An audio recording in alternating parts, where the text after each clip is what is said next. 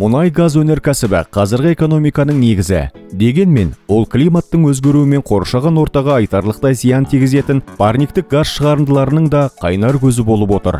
Метан – мұнай мен газ өндіру кезінде бөлінетін күшті парниктік газ. Метанды ұстау және сақтау парниктік газ шығарындыларын азайтып, климаттың өзгеруін баяулататын практикалық әдістердің бірі. Метан сияқты газдарды ұстап, сақтаудың түрлі технологиясы бар, және бұл технологиялар үнемі жетілдіріп отырады. Метанды ұстап, сақтау арқылы қоршаған ортаны қорғап қана қоймай, жаңа энергия көзінде алуға болады.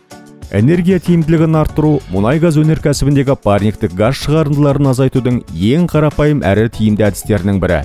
Яғни, жабдықтарды жаңартып, энергияны үнемдейтін технологияларды енгізіп, өндірістік процестерді жетілдіру қажет. Энергия тиімділігін арттыру, қуат көзін тұтыну мөлшерін төмендетіп, SO2 қалдығын азайтуға көмектеседі. Бүгінгі таңда Shell, British Petroleum, ExxonMobil сияқты мұнай-газ саласындағы ірі компаниялар энергия тиімділігін арттыру мақсатында өндірістеріне өзгерістер енгізіп жетілдіруде. Көміртекті ұстау және сақтау технологиясын әзірлеу үстінде. Аз көміртекті жаңа жобаларға инвестиция бөліп отыр.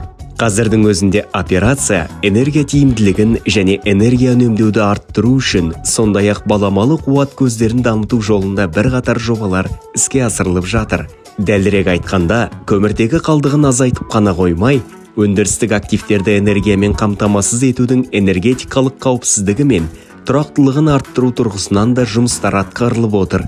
Мысалы, осы айда Қазмұнайгаз электр энергиясын теңестіру тұрғысынан газ өндіруді қоса алғанда, жел және күн энергиясы негізінде гибридті электр станциясының құрылысын бастады. Мұндай жобалар елімізде бұрын-соңды болған жоқ. Оған қоса, компания энергия сақтау жүйелерінің құрылысын ескере отырып, жалпы қуаты 1 гигаватт болатын жел электр станциясының мега жобасын әзірлеп жатқанын білеміз. Бұл біздің өңірде де қайталанбас бірегей жоба. Қазмұнайгаз компаниясы Самұрық-Қазына қорымен бірге осы бағытта көш бастап тұр.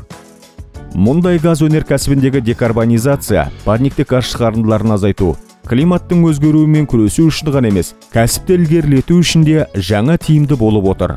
Жаңа технологияларды енгізіп, парниктік газ шығарындыларын азайтқан компаниялар бәсекеге қабілетті және жаңа нарыққа шығуға мүмкіндігі көп. Бірге күш жұмылдырсақ, мұнай-газ өнеркәсібін тұрақты етіп, таза және жасыл әлем құра аламыз.